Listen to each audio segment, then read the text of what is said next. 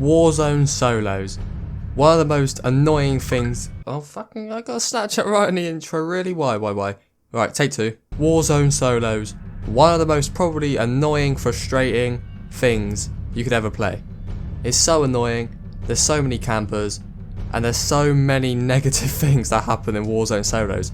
So this video I'm going to be giving you the best tips and helpful things that I've learned playing Warzone, and that can help you potentially get your wins and just get better at Warzone solos. So before we get into it, if you could subscribe to the channel, it really helps. It's free, you can always change your mind. And let's get into the video. I've been playing Warzone solos now for about a month, seriously. Like, I've been really trying to see what the best tactics are, how this game mode is played, and just trying to learn it as much as possible, to be honest, because I watch a lot of pros.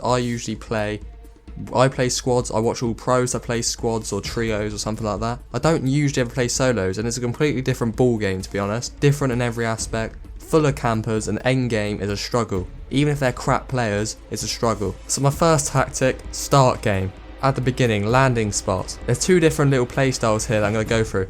If you're one of those solo players that wants to get high kill games, it's kind of the same as everything. Land superstore, you got great rotations, and that's about it. But this video is going to be more catered to people that struggle with solos and actually want to get better at it. So you gods out there that bloody drop 30 kill games, probably isn't a video for you. So those players that want to get better, the landing spots to land is stick to the edge of the map.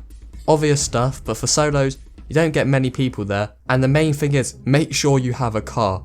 A car in solos, and not the sniper either, I mean a genuine car. For solos, driving around in a car is so good because, especially at endgame, it's broken right now. People just drive around in Berthas and run you to hell over. Especially if you got an open ring, it's really hard to counter. Even if they don't run you over, they hop out their car and you're dead within a second. Like, you can do so many plays with a car, so really keep running around, keep getting back in your car, go to different locations. The best landing spots are outer ring, because start game isn't really a problem. Get your loadout in. Get your ghost class from the second loadout that lands in zone 1. Basic start game stuff.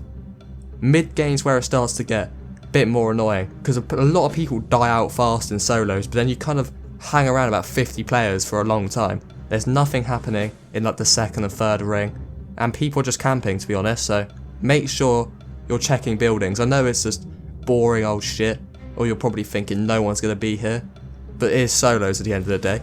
That's the pinnacle of solos. Why would someone be there? You may ask yourself. There will be someone there. They've got no reason to be camping, but they do. That's just solos for you. Mid-game is an absolute joke just because people pop out of nowhere and it's so annoying. Like I said, go around in your vehicle all the time because at least you've got a getaway point, and plus you've got somewhat cover, especially if you're running across something like airport or an open spot. You need cover. And it's always great to hop back in your car and just fucking go, so you don't get killed in solos. And also the majority of solo kills are just being run over by a Bertha. It happens too often, and it's too good and easy of a meta not to do. So that's mid-game sword, end-game, and not Avengers. I don't know, that's a shit joke, but end-game is so difficult and so annoying. I would class myself as like just above average of a Warzone player. I put a lot of time into it, and I think I'm decent, but solo endgame is bloody annoying.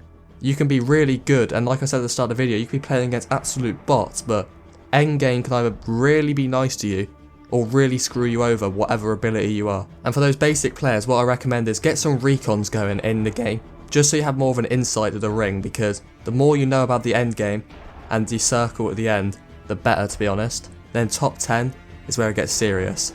Top 10's really hard to plan because it's just really random. It changes every game and it's never the same.